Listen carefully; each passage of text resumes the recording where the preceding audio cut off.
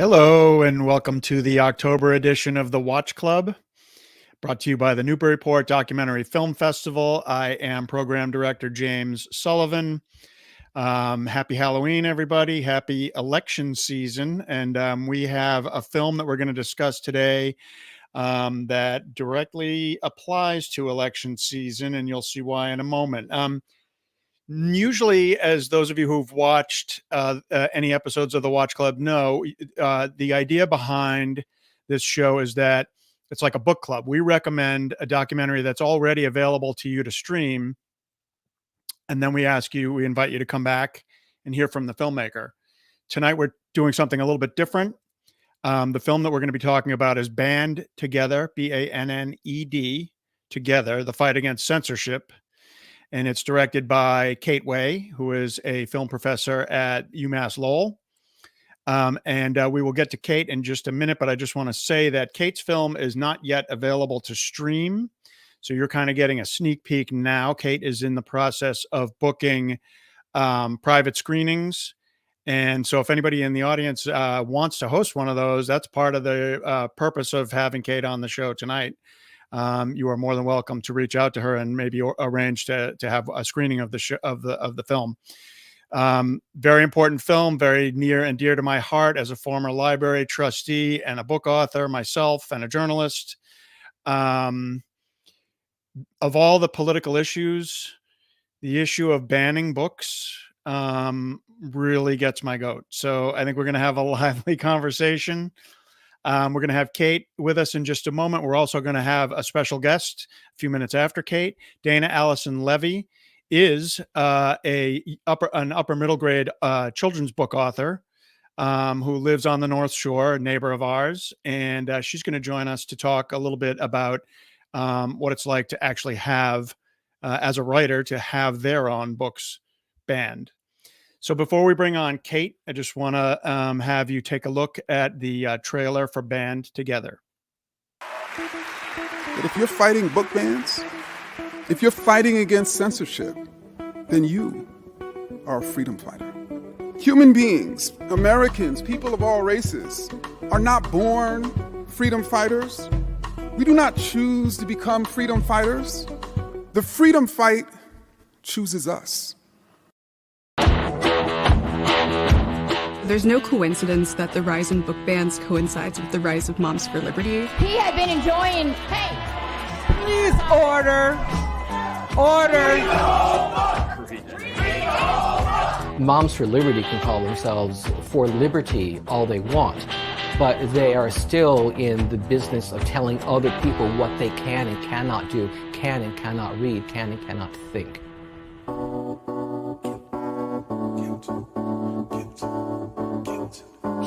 Shit sound like freedom to me.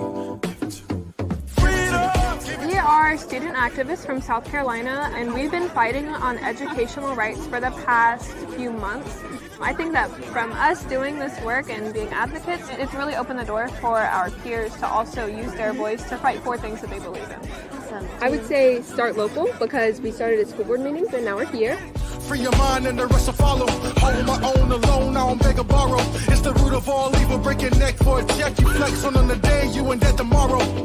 It ain't the struggle, it's evolution. Rather put the politics aside for revolution. With the current laws, there appear to be no solution. Power of a dollar Rothschild, Rosicrucian. Yeah, the half-truth more effective than the whole lie. You trying to run game on the wrong guy. I don't know if worse opposition coming from the outside of my own kind. Organize, stand up, and speak out with a unified voice to protect our freedom to read. Freedom! Give it to me cause I gotta get it. Give it to me cause I gotta get it. Freedom! Give it to me cause I gotta get it. Give it to me cause I gotta get it. Freedom! Give it to me cause I gotta get it. Give it to me cause I gotta get it. And please welcome to the Watch Club, Kate Way, the director of Banned Together. Hi, Kate. Hi, good to be here. Thanks for doing it. We're really pleased to talk to you about your film. We were just talking before we went live, and you have some kind of a radar for hot button issues, apparently, right? So one of your previous films is G is for Gun, right? Which is about the campaign to to try to alleviate the school shooting problem by arming teachers. Where does that instinct come from of yours that, you got to make a film about that, and then and now hear about the book banning policies? Well, I think from a couple of places. One is, my desire to just take on and think about and be involved in important social issues, right? Contemporary social issues, but also my background as an educator really draws me in particular to education related topics and topics that are impacting schools and students and teachers and the work that gets done in schools. And so with G is for Gun, of course, I was just shocked to learn that was happening after the Sandy Hook massacre, and started researching it, and just there was clearly a film there. Yeah. So and similarly, book banning, although it's not new, there's been this just dramatic rise in the last 3 years. And as a former high school English teacher myself for 20 years, and someone who's worked with literacy teachers in training, and again is really immersed in the politics of education, this was a topic that I was just immediately drawn to. Yeah. I want to take a quick moment to say that to those of you who are watching this interview live, you are more than welcome to ask either Kate or Dana any questions you might have. All you need to do is type it into the chat, and our behind the scenes producer, Steve, will do his best to relay those questions to me. So Kate, I'm just wondering if you can tell me the background, the story about, coming to this. So I think you identified the particular book banning incidents in South Carolina first and went there, right? So how did that, what made you decide to head down there with your cameras, and was there competition? One of the things that I was thinking was that there were probably, in this day and age when documentaries get made about every subject, there's probably a half a dozen other folks who had the same instinct that you did. Like, I got to head there and cover these school board meetings because it's worth a documentary feature.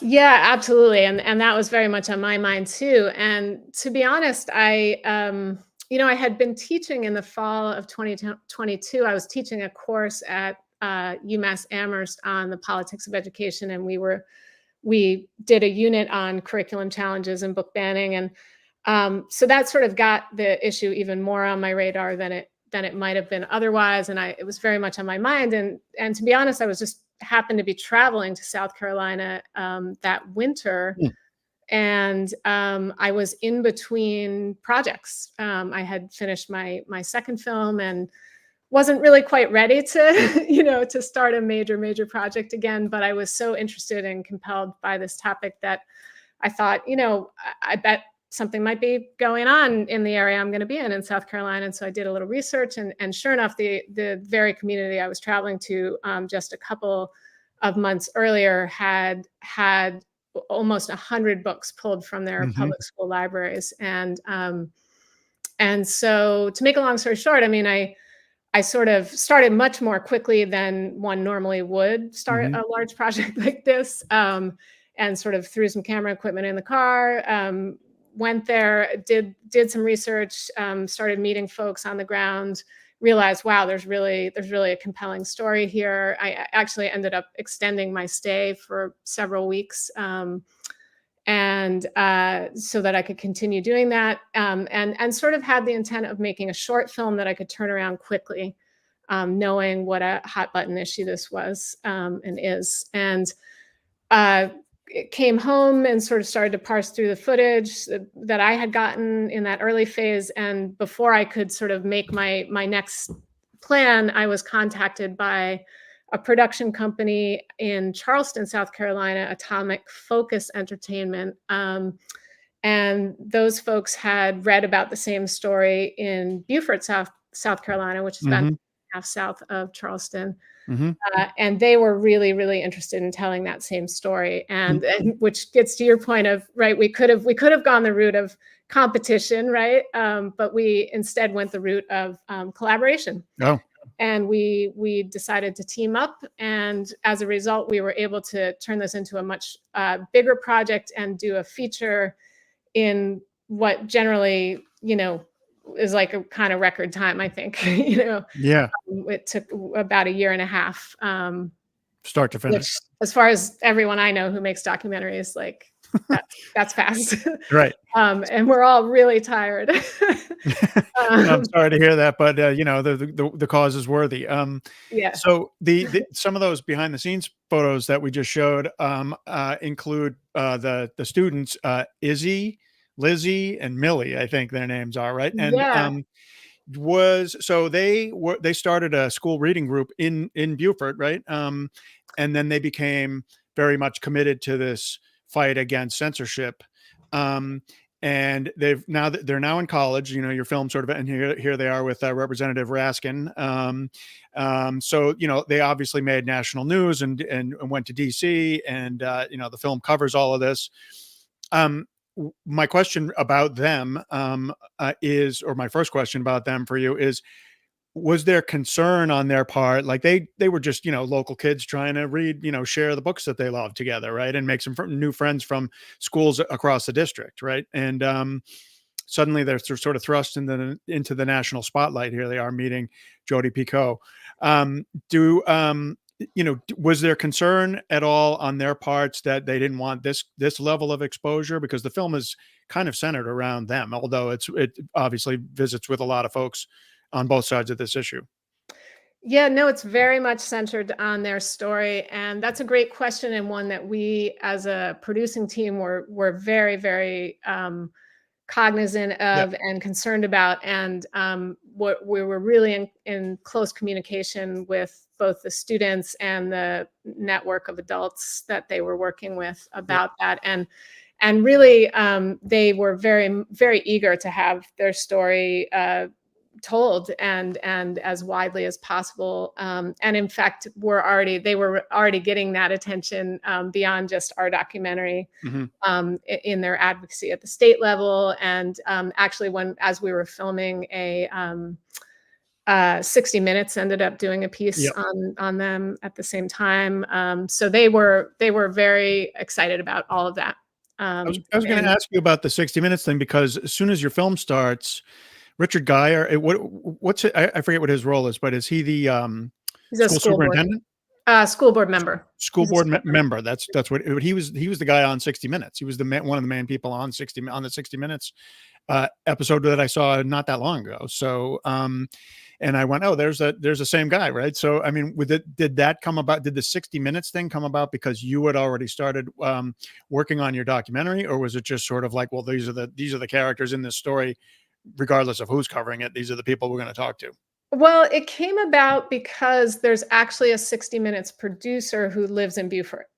And so he had been sort of aware of this unfolding. And, I can't remember the exact sequence, but we were well into filming by the time they sort of decided to do this piece. And, sort of like, I think that ultimately we were really happy for it, even though it sort of focused on a lot of the same people in our film. It felt like it's just such a different genre, right? We felt like it was a great exposure just for the people we were focusing on in our film. Yeah, so that sort of overlapped. And they, again, have these three young women have just gotten a lot of press and interest, both at the local, state, and national level. Maybe one more question for you, and then we'll bring on Dana to join us. So there's all kinds of great slogans behind this, fighting censorship movement. Always has been. The Freedom to Read statement from the American Library Association is a great document that was actually written in the 1950s during the McCarthy era, right? And that comes up in the film because it's sadly still relevant. That's worth a read if anybody's who's interested in this issue wants to look it up. It's easy to find on the ALA's website. But in the trailer, you highlight the fact that the protesters are saying, read the whole book, like, so the so-called concerned parents who raise these challenges to certain books in school libraries will take one passage or one sentence or one paragraph that sounds, lewd or dangerously violent or suggestive or whatever.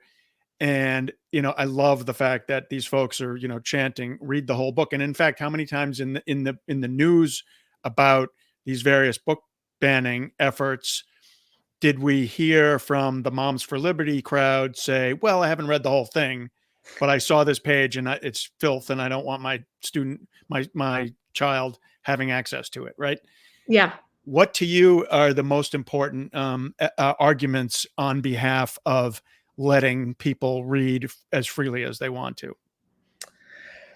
Well, I think that, to me, the most compelling arguments are the power of literature, right? And which I've seen firsthand as an educator and that I've experienced firsthand as a reader, right? And the power of being able to see yourself reflected in literature and in the culture, to be able to learn about others who are different from you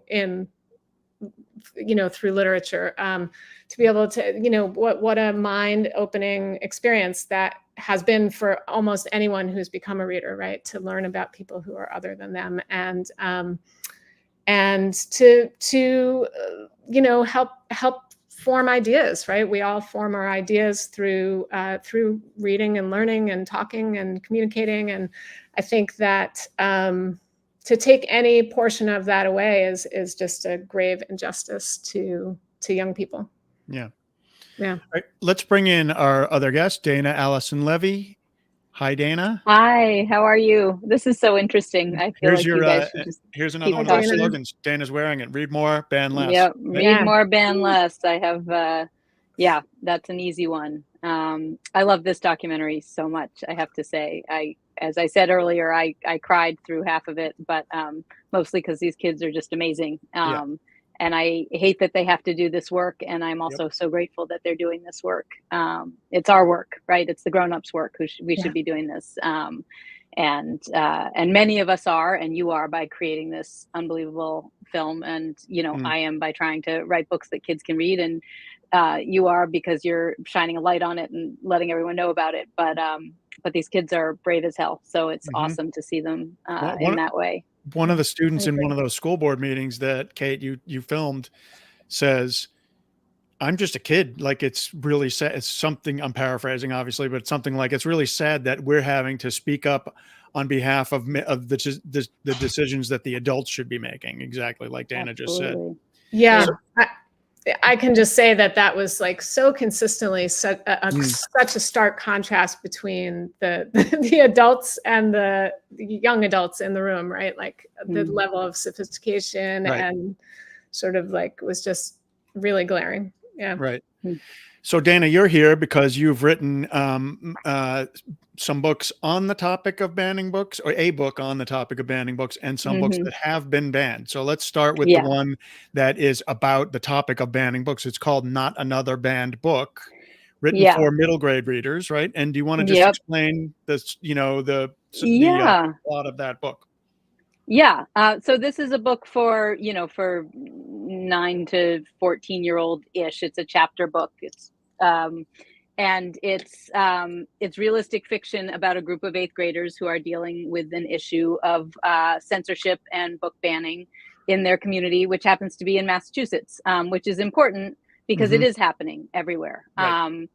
And the reality is that there are some really alarming statistics about book banning, but the statistics are really the tip of the iceberg because most of it happens under the radar. Very rarely does it become a national news story. Usually it happens quietly. Sometimes it's not even banned. It's just sort of removed and, to be determined later under review or whatever it is. So in this book, it's a group of 8th graders, and the main character is a girl named Molly who counts on her book club at school to be a really special place for her to just kind of relax and be with her friends and talk about any number of hard subjects. And her life has some hard subjects in it. And there is an anonymous complaint about some of the books they're reading, and the books are removed and the teacher's put on temporary leave while the issue is addressed. And eventually the teacher comes back, but the book club is sort of indefinitely closed. And Molly's really mad about it. And I wrote this book very much from a place of anger. I was sharing Molly's frustration because in the book, Molly is this 8th grader who counts on the books and counts on her book group to be a safe place to deal with hard things. And it's taken away from her. And she thinks that's outrageous. And frankly, so do I. One of the challenges in writing the book is that, first of all, I actually was told by my editor, she's really angry, like you might have to tone it down a little. And I was like, well, but I understood her point. And the other is that when you're writing books for kids, there has to be what is somebody, not me originally, said, a whiff of hope. It doesn't have to be a happy ending, but there has to be something hopeful in the ending. Even if you get to the end of The Hunger Games, which is a dystopian disaster of a series, like totally horrifying and amazing, but there's something hopeful in there. So how do you write about book banning? We're in the middle of an era of book banning in a way that's realistic, but also hopeful for these kids. And what's so great is that I wrote this before the documentary, that I knew it existed, but it's similar in that, you win your battles one book at a time, one fight at a time, one school board at a time. There was no way my characters could win in the sense of fixing book banning. There's no way that the young women in your documentary could win in the sense of fixing book banning. They don't have that power. We don't have that power. But there are achievable goals. There are ways to fight back. And what I wanted to write was a book that empowered the students in my novel and the readers who are reading this with the understanding that we do have some tools and we do have some ways to fight back, even if we can't solve the whole picture. Right. And so, they do, I won't give away the ending, but they come up with ways to, to win the battle, if not the war, and to be hopeful about what can happen next. So I want to mention another one of your earlier books, which I'm holding a copy of. This is the Misadventures of the Family Fletcher. And this is, there we go. And the Family Fletcher, I think you're angry enough to write not another banned book, Dana, because you're because this book in particular, one of your earlier books has been banned in certain school districts, and tell us why. Yeah. So actually, Misadventures of the Family Fletcher was the first book I ever wrote. It came out in 2014, and it's a really gentle, younger middle grade story. So it's about a family of these 4 boys, 4 brothers. The youngest is 6, the oldest is 12. And it's like their everyday sort of shenanigans and misadventures and mayhem, very much in the spirit of, for my generation, Tales of a Fourth Grade Nothing or Ramona the Pest. These are the kinds of books. It is really like a gentle family story. It has 2 dads. That's it. That's not, there's no sexuality. There's not a kiss in the book. I mean, it's a family tale.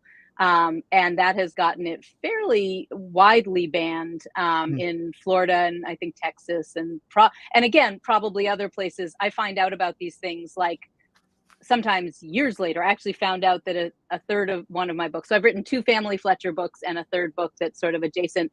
I found out that one had been banned because I got a email saying that it had just been returned to the shelf after an 18-month removal in a county in Florida. I didn't know it had been removed, but I guess it's great that it's back. But these are like, I mean, there's no, only reason to ban it is if you are trying to erase LGBTQIA people, full stop.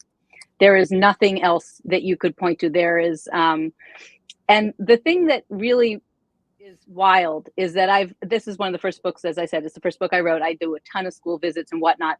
There are kids that come up to me every time, they like hands up, so excited, say, I have 2 dads, or, my brother, is gay or whatever. And I'm like, awesome, glad to hear it, or I have 2 moms. The kids who don't have 2 dads or 2 moms often literally don't get it. They don't care. I had one kid be like, Papa should get married in the sequel. And I was like, well, Papa is already married. But like this kid, he didn't care. He was all about the boys, because everybody kids read kid books for the kids, not for the parents. They don't care about the parents. That is not relevant to their interests. So for the kids who this book was a homecoming, it was great. kids who, had other community members who were gay, it was great. And for the kids who didn't know what that meant, it was great because it didn't matter to them and they could get out of the story what they needed. So it's pretty discouraging to see a book like that get banned. I mean, it is what it is. And contrary, I will just say to the people who say, congratulations, your book's been banned. It must, that what a good club you're in. Some of the best books around have been banned. So you must be, proud to be up there with, whatever, Fahrenheit 450. It is not remotely an honor. It's sad and miserable. And in 95% of cases really hurts authors and publishers and kids most of all, but there's no part of it that's a win for anyone, frankly. Right. The key word that you said a couple minutes ago, Dana, and I want to ask Kate about this because this probably came up a lot in your conversations making this film, but was erasing some aspect of the culture in this case, in your book's case, Dana, the fact that this family has two dads and, Kate, in your film, there's the guy who I forget what his organization is called, but he works out of he's an educator and he works out of his garage providing books that have been banned to readers who want them, right? And he holds up a copy, if I remember correctly, of the book about Roberto Clemente, who was the Puerto Rican baseball star from the 60s and 70s, who I hadn't thought for a while. I knew that book was part of the banning. I mean, you just want to erase Puerto Rican culture by banning a book about a baseball star who happens to have that background, right? I mean, and the students talk in your film quite a bit about like just wanting to see, as you said earlier, some representation of themselves, somebody that they can relate to. They want to see themselves in a character in a book. So that is what it's about, right? Erasing. Very often it's about erasing aspects of the culture that certain people would prefer didn't exist. Absolutely. And, there's been a lot of research done on this. The ALA has been tracking book banning and I don't have the exact percentage in front of me, but their research clearly shows that the majority of books being challenged or actually banned largely deal with LGBTQ issues or BIPOC, are either authored or deal with issues of sexuality or race, right? So yeah, I think it's absolutely about erasure. It's about a very narrow view of what society should look like and what kids should be exposed to. And as Dana said, students who are not allowed to see this kind of content or sort of aren't allowed to engage with books that have this content are being erased, right? Their experiences are being erased. Their families are being erased. And public schools are really supposed to serve everyone, And I guess one other thing I want to add is just that, there are, and this I think comes up in our film a few times, that, there are protocols in place in most schools for parents to be able to object to a book, right? Or to have their child abstain from reading a book or if it's in a classroom, right? And so this is sort of a larger scale effort to override what's already in place and make those books unavailable for anyone's children. Right. So I do think it's worth pointing. I just wanted to say quickly that, when we talk about, some of the controversial, single sentences being pulled out or phrases that, led to the chant of read the whole book. But the flip side is when you have a book like, And Tango Makes Three, which is about the true story about the penguins, two same-sex penguins who were romantically seemed to be bonded and who adopted an egg. There's nothing more or less than erasure in that. There's no, this could be triggering. Kids shouldn't have to learn about this. This is, I'm scared from, it's penguins, really gentle. It's not, so it's nothing. You can't pretend with some of these books that there's a different agenda. It's simply erasure. Anyhow, I know we're. I could talk to both of you for, another couple of hours, but we're going to let our audience go shortly. But I have a couple of quick last minute questions for you both. Kate, do you want to just discuss the process that you're doing right now that I mentioned earlier, which is you're doing these private screenings or having people host screenings, right? Do you want to explain, say your website URL and explain the process of requesting to host a screening? Yes, absolutely. Thank you. We are, so we wanted essentially to get this film out ASAP, knowing what an important issue it is, pre-election, particularly.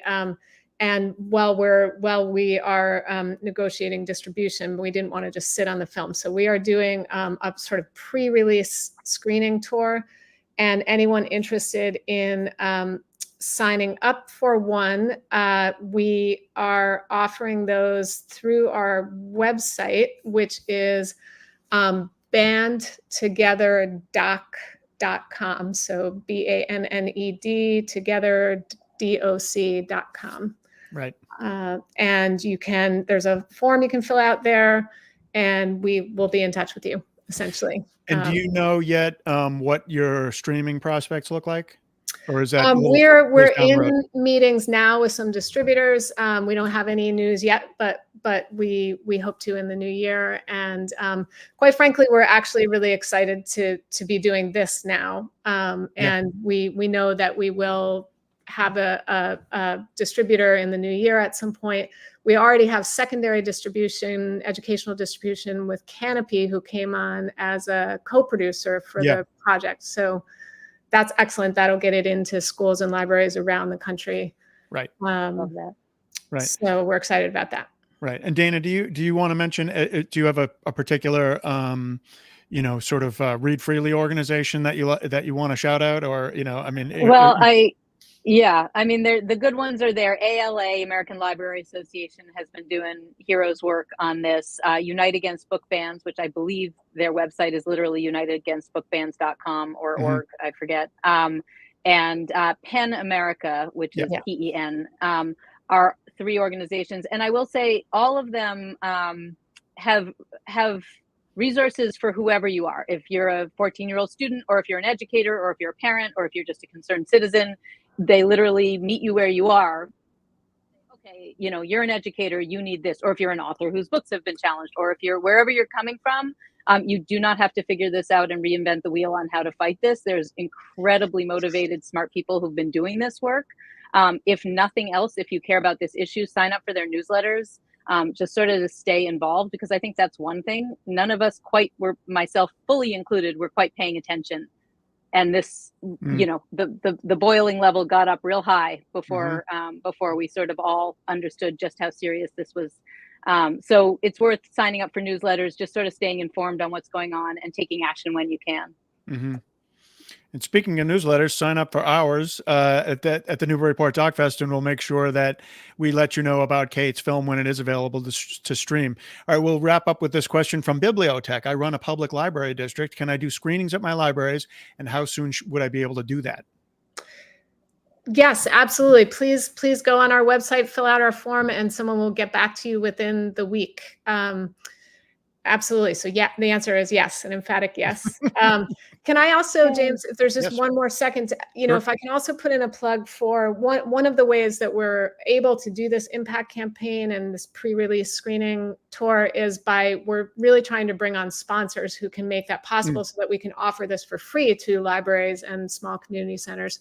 And we've had PFLAG came on as our first national sponsor recently. We're talking to some other big organizations, but we are really looking for more sponsorship. So if anyone watching has an organization or business that might be interested in doing that, we would love to hear from you too. Great.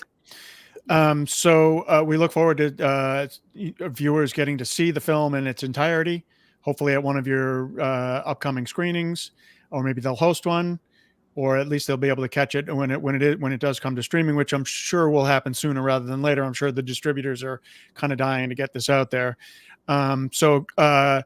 Congratulations for finishing the film, Kate. And we look forward to hearing where it goes next. Dana, thanks so much for joining us. Thank you.